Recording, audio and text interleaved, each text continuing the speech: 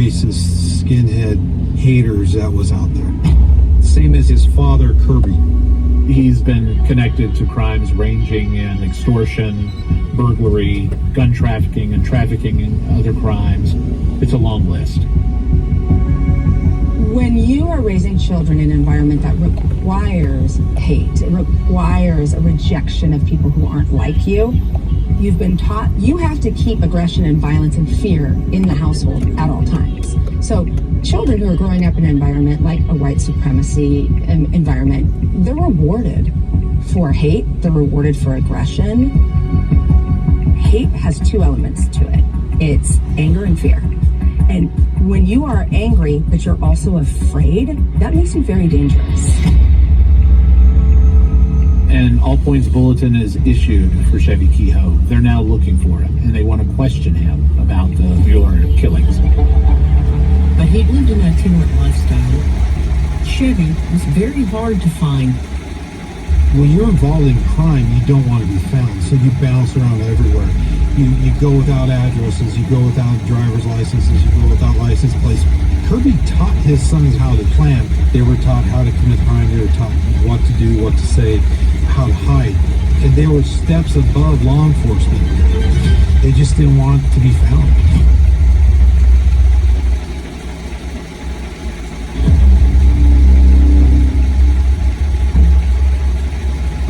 Months after the brutal murders of Bill and Nancy Mueller and Sarah Powell, investigators in Arkansas are chasing down a potential new suspect, Chevy Kehoe. There were multiple agencies involved, state, local, and federal, searching for Chevy Kehoe. After several weeks, the search for Chevy goes cold, until Polk County detectives get wind of a traffic incident 700 miles away in Ohio. A state trooper sees a blue Suburban driving below the speed limit, kind of going in and out of this lane. So the trooper decided to pull that vehicle over. He sees two people in the vehicle. Both people were wearing military-style clothing, and in the back there is multiple firearms. This caused him some concern.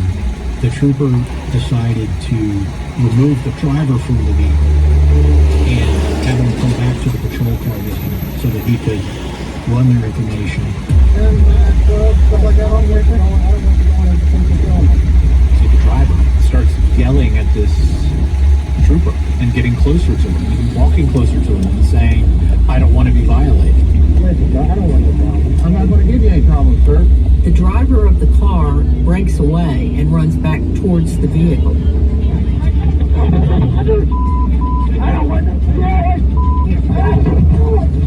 The driver gets back to the vehicle. The passenger jumps out and starts firing at the two law enforcement agents. So they return fire. These men are firing at each other at close range.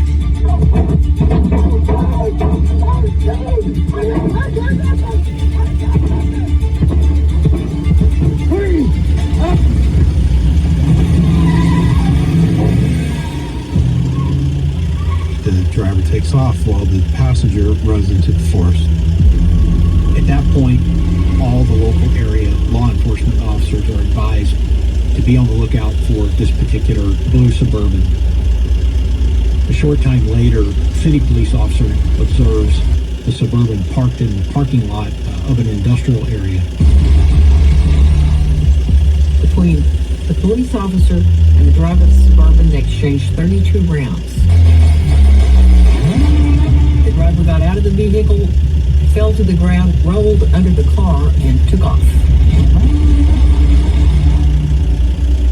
The next thing that law enforcement did was put that video out with other law enforcement agencies. Luckily, they were able to send it to a TV station in Spokane, Washington. And a journalist sees it who had done a documentary on white power scene and could identify the driver as Chevy Kehoe. Law enforcement searched the blue Suburban. They discovered firearms, ammunition, a variety of law enforcement equipment such as handcuffs, raid gear, law enforcement clothing. The chip of the paint was taken.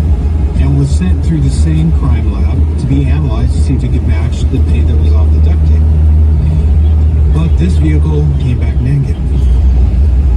With Chevy Kehoe in the wind, Arkansas police focused their efforts on the other primary suspect, his father Kirby, the man identified in the photograph with Bill and Sarah Mueller.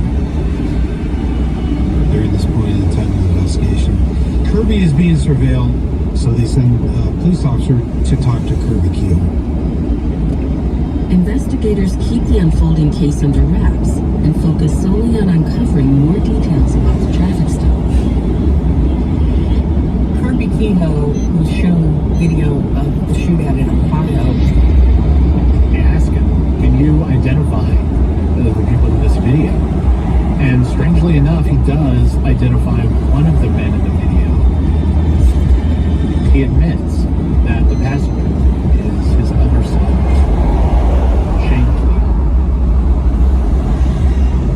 but denies knowing who the other person is in the video. Chevy Kehoe, who was his victim. That was clear. Kirby gave up one son to save the other. In my experience, in a family of criminals, the favored child is the one who's most like the parent. That's the one that they protect. Police now know the names of both men involved in the Ohio traffic stop. Believing they may also be responsible for the Mueller murders, investigators turn to federal agencies to help track them down. In March of 1997, the FBI and the ATF pooled their resources and put out a $60,000 reward on the capture of the Kehoe brothers. Then came the biggest break of the case, the biggest break of all.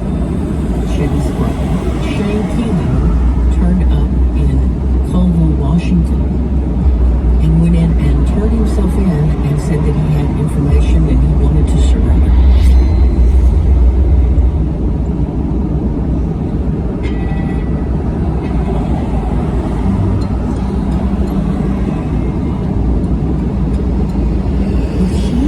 In custody and facing attempted murder charges for the police shootout in Ohio, investigators pressed him for information about the murder of Bill Mueller and his family. Investigators interview Shane to get the specific details, information that's going to help us arrest Chevy. Shane was afraid, but cooperative. The most interesting and important thing that Shane told law enforcement is that Chevy told him that Chevy was involved in the murder of the Muellers with another unnamed man. Shane became leery of Chevy. He was concerned his brother was becoming increasingly dangerous. Shane, he had to sneak away. He basically fled in the middle of the night and took Chevy's white pickup. With the pickup truck now in police possession, the question becomes, can it be linked to the blue paint flecks found on the bodies of the victims? They discovered that the truck had been painted. The original color was blue. The ATF decided to take a paint shed and send it in for analysis. And that paint came back as a match. That's the vehicle that was used in the murders. It was a huge breakthrough in the case. Shane Kehoe was charged with numerous felonies, including the shootout with law enforcement. And he provided the location where Chevy and the rest of the family were in southern Utah. Knowing that Chevy Kehoe was responsible for the murder of the Muellers, detectives devised an elaborate strategy for his capture. We really didn't want to go to the range and try to arrest him there. We knew that he was heavily armed. We knew that he was dangerous and unstable. So we came up with a plan to use a ruse to draw Chevy Kehoe away from the range. The man for whom they were working was completely unaware of who these people were, but agreed to help if he could. So he got Chevy to drive him into town to run some errands. Chevy pulled the truck into the parking lot of the feed store. He got out of the driver's side. I pulled my pistol, told him he was under arrest, ordered him to go. He had that deer in the headlights look. So I moved forward, kicked his feet,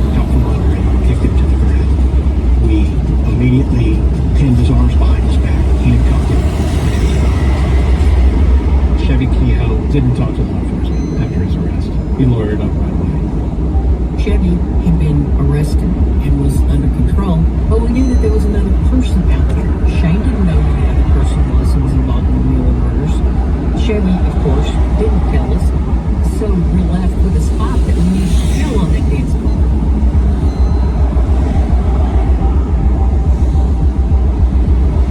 In March of 1998, someone else comes forward with some very compelling information.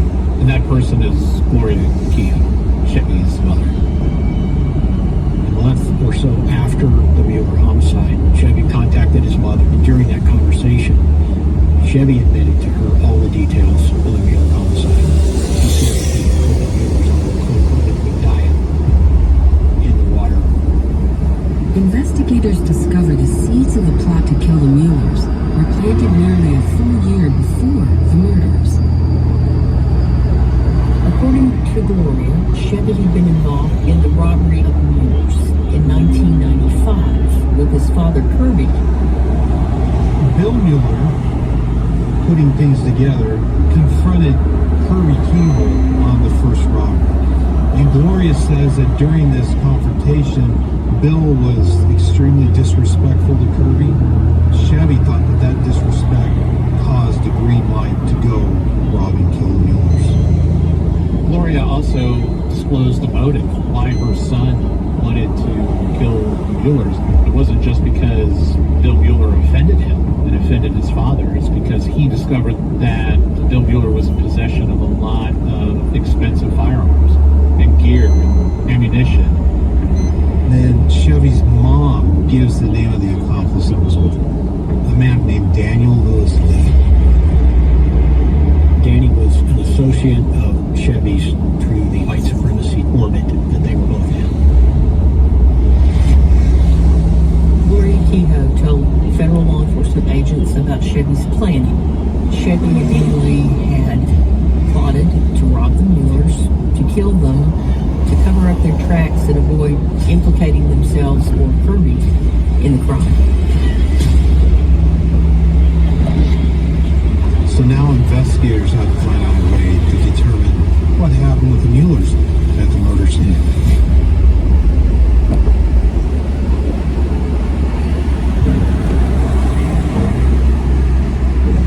Police in Polk County turn up the heat on Gloria Kehoe until she finally comes clean about the horrific details of the Mueller family murders. January 11, 1996, they knew that the family had left for the evening. Chevy and Danny had a ruse to pretend to be law enforcement. They also had to gather the law enforcement raid gear, uniforms, hats. So they entered the house and they waited. When the family came home, they immediately jumped out and managed to subdue Bill Mueller, Nancy, and Sarah, who was fighting back. They incapacitated them using the butt of a weapon. Chevy Kehoe and Danny Lee managed to find where Muellers kept all their valuables, so they hit the jackpot.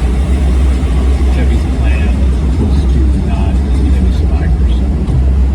Chevy insisted that 8-year-old Sarah had been killed, along with her mother and stepfather. Danny was reluctant and essentially refused to kill Sarah. So Chevy did. Gloria claims the killers then completed the final phase of their plan, abandoning the trailer and truck, then disposing of the bodies in Lake Dardanelle.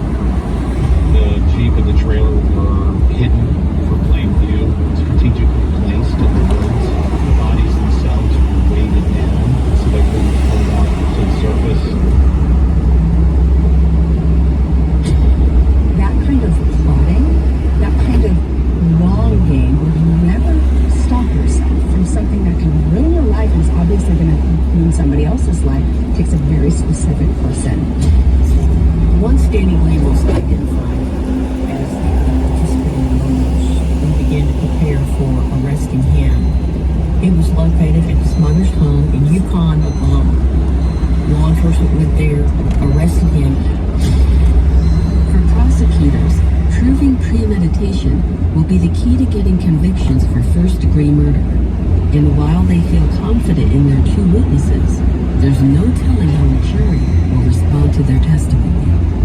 As we began to prepare for trial, we started with this crime in its inception, which was the planning that Chevy was involved. The logical charge was RICO, Racketeering Influence Corrupt Organization.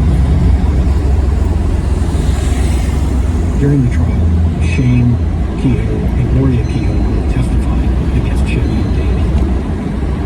I gave Shane immunity on the stuff in Arkansas because he was involved in it. We needed his testimony. No matter how much evidence you have in a trial, you've got to have somebody who can put everything together so that the jury understands the story. Gloria Kehoe and Shane Kehoe were subject to extensive cross-examination. All the details of the planning, execution, actual kidnapping, murders, dumping of the bodies, all the details. The jury comes back in June 1999. How is Chevy Kehoe? The jury came back with a life sentence for Shane. He's currently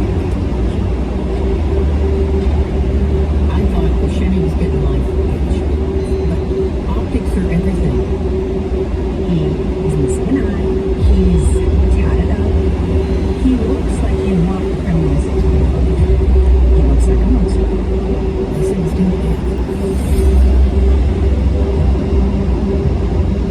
Daniel Lee was executed by federal government on July 14th, 2020. Shane was convicted in the Ohio court for the shootout with law enforcement there and was sentenced to 24 years.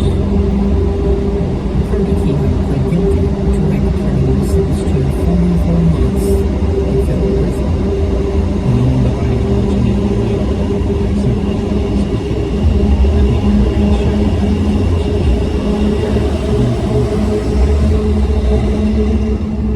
Bill Miller treated us. Do you hear what he said to you? Do you hear what he called our family? And I think that's one of it as well. But only Kirby Kehoe knows. In a case like this, of such a tragedy, it's a relief when justice is done. But you also know that no matter what you've done as an investigator, no matter how well the court system worked in a particular case, you can't bring those victims back.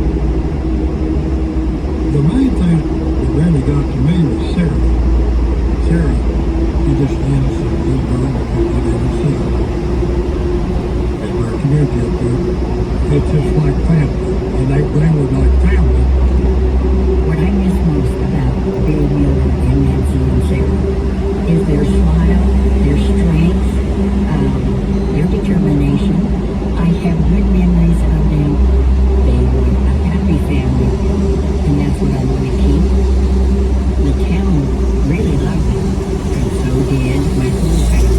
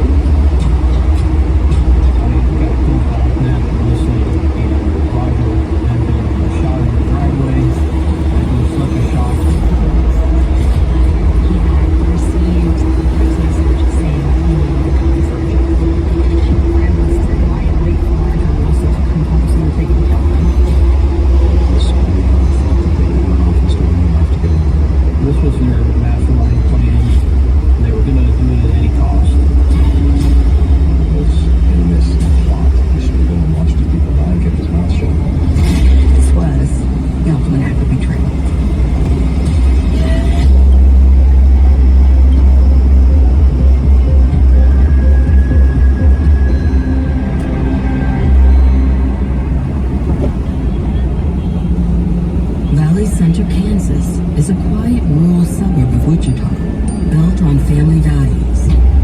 But at 9:17 p.m. on November 15, 2013, the sense of calm is shattered when a local 911 operator receives a disturbing call.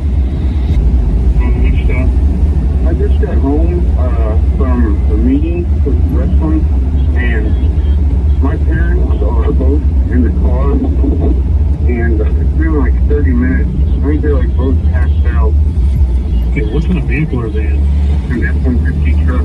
You with them now? Yeah. Oh my God. There's blood everywhere. Are they breathing? Yeah. Okay, we have the termination in place on the way since the beginning of the call. Sedgwick County Sheriff's Department arrives at the scene, single-family residence at the end of a long drive down a dirt road. First deputy on scene finds the truck parked in the driveway and this teenage kid nearby. The bystander immediately identifies himself as 16-year-old Chris Blummel, the 911 caller. Chris tells the deputies his parents were Roger and Melissa Blummel, and they were his adoptive parents. They are still seated in Roger's pickup. Roger is still at the driver's side, Melissa in the passenger seat. The deputy could see what appeared to be a gunshot wound to the right side of Melissa's head. There appeared to be an injury again to the right side of Roger as well, which would indicate that someone was at or near the passenger side of the truck shooting a weapon into the cab of the pickup.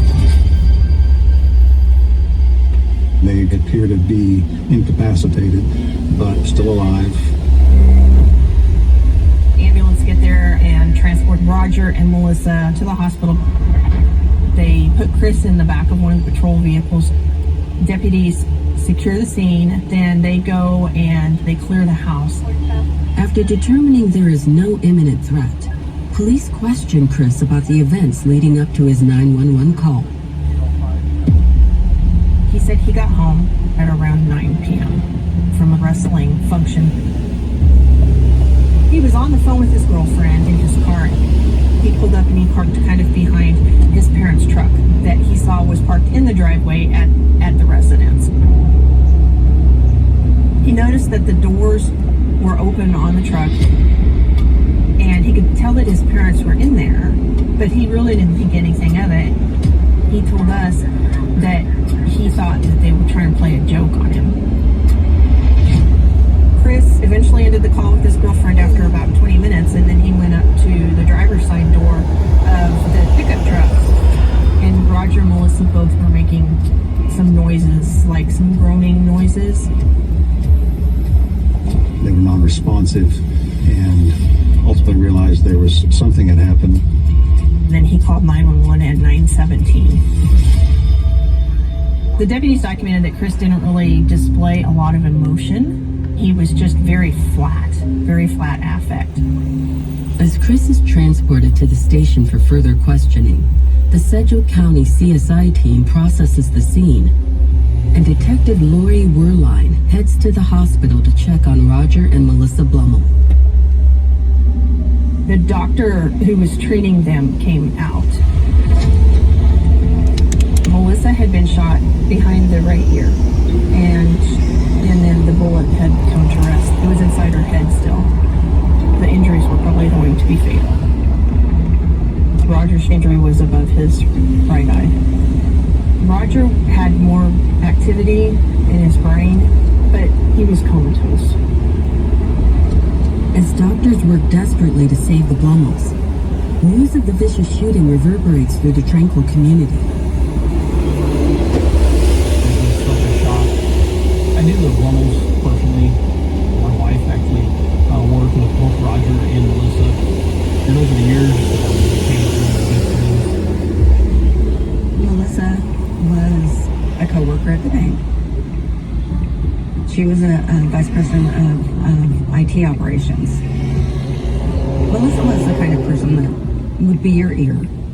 You could talk to her, and every morning she came out with her coffee cup and would make her rounds and chat with everybody, and she was a very warm person. When she smiled, it radiated. Roger was a great guy. We went golfing together, or we just go out to dinner, just talk about life. He was a salesman, and Roger always had a joke or a story to tell you, and he was a guy that could make you laugh.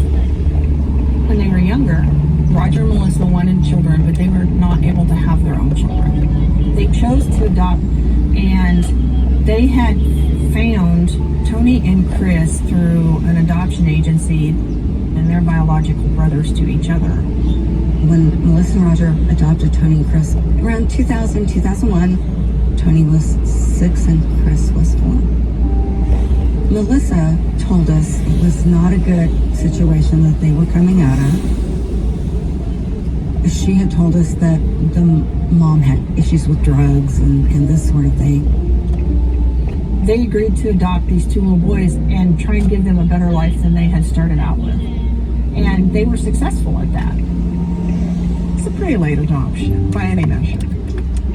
Whatever the reason, that would be experienced as traumatic because it's a rupture that's happened in one's early life. But they adjusted really well at the onset. The Blumels were an all-American family living in a white picket fence kind of world, and everyone was happy.